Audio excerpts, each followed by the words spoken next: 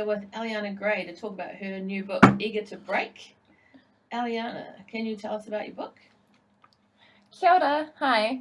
We're here in Otipuri, Dunedin in Aotearoa, sitting on my front step with my lovely broken shoe rack and the inside of my house to talk about this, Eager to Break, the first collection of poetry that I have ever written. And I guess in terms of why I wrote it, I didn't really intend to write it. It was never in my mind to set out to write a collection of poetry. Poetry was just something that I found was really helpful in my life as a means of expressing myself and processing experiences that had happened to me. And I'm a survivor of sexual abuse, and that's something that's been very prevalent in my life in terms of things that I've had to process and the attendant mental health issues that have resulted from that. And during the period of my life when I was sort of starting to, I guess, really grapple with those issues, I was doing a writing course run by Emma Neal at the University of Otago that was creative writing poetry, and it was amazing, and it really sort of reopened the world of written expression to me that I'd kind of closed myself off from when I was younger. And that just sort of meant that I ended up writing a lot because I was going through all of this stuff, and that meant that I ended up with a lot of poems. And then one day someone sent me the link to enter the competition to be published by Girls on Key, which I entered, and then this resulted. And now, got this whole book with my name on the spine and everything.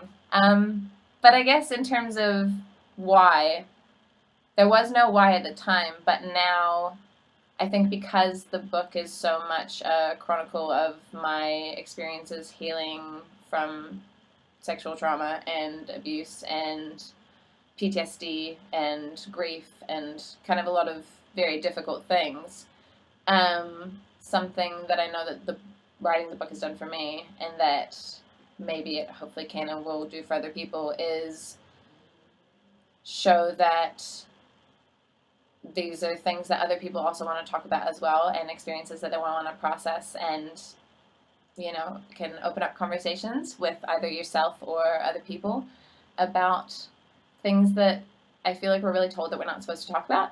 And I think that we should talk about them because I'm not ashamed of being a survivor. I'm actually incredibly proud of my resilience and the fact that I've been able to translate my experiences into a form that other people can understand and also take different things from. I think that's something else that's important about the book. Like, it's not, just in the same way that I'm not just a survivor of sexual abuse. Like, the book isn't just a chronicle of that. And I think that's something that's really important about the dialogue around survivors, is that, we're not defined by, certain experiences that have happened to us. And I think sometimes society can treat people like that, like they are. And so, yeah, just like that, the book contains multitudes, just like every person. Woohoo! And what is with the eggs? So the eggs, or rather egg, really actually only appears in the book in one poem, I think. And not even in a particularly meaningful way, but really sort of resulted afterwards with the title, Eager to Break. And what that sort of signifies to me is the way that I was living and thinking about my life during the time that I was writing this book. And so to me, Eager to Break sort of symbolizes the way that I was always seeking catharsis, because I didn't know how to name my experiences yet, and I didn't have a very big toolkit or vocabulary with which to kind of talk about or even talk about to myself what had happened to me and what I was going through.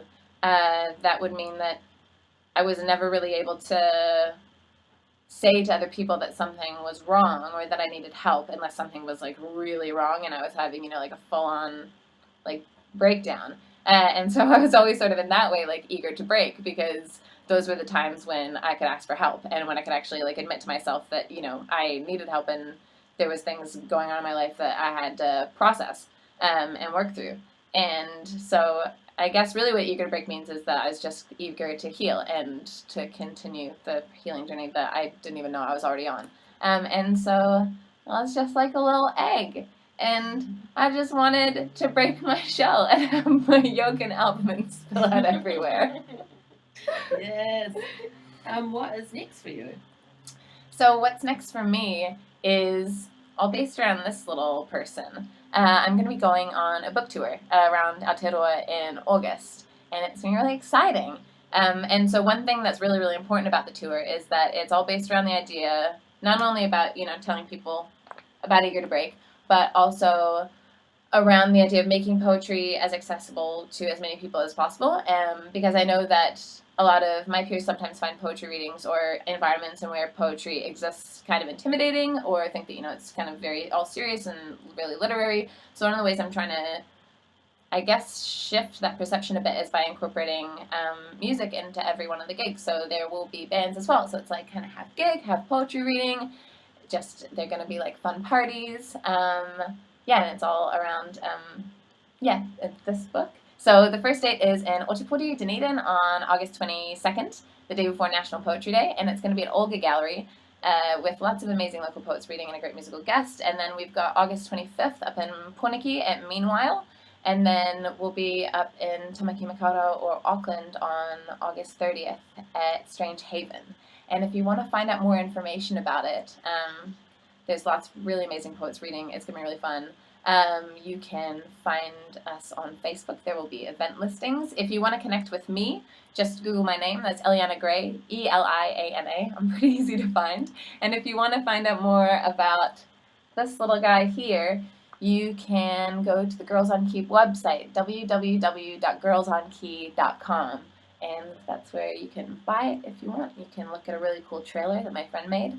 You can just stare at it longingly, as I sometimes do. Thank you very much for having me, and ka kite.